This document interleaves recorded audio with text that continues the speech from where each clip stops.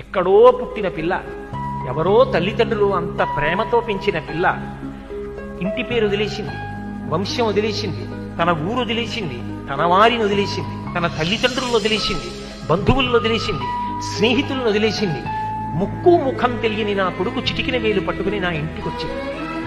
తాను మరణ సదృశమైన వేదన పొంది ప్రసవాన్ని పొందింది. నేను తాతనయ్యానని తాను పొంగిపోతాను. నా వంశాన్ని నిలబెట్టింది. మా మామగారు బాగుండాలని కోరుకుంది, మా అత్తగారు బాగుండాలని కోరుకుంది. తాను నోము చేస్తే, వ్రతం చేస్తే నా భర్త దీర్ఘాయుష్మంతుడు కావాలని అడిగింది. నిద్ర లేచి మంగళసూత్రం కళ్ళకద్దుకుంటే మా ఆయన బాగుండాలని కోరుకుంది. నా కొరకు ఆమె ఏం అడగల.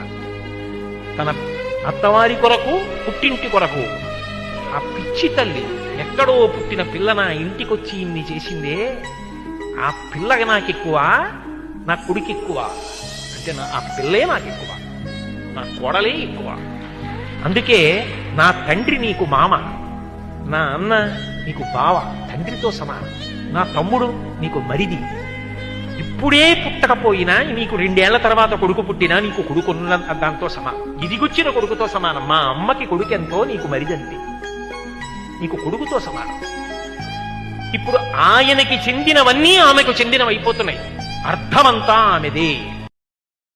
Download ShareChat.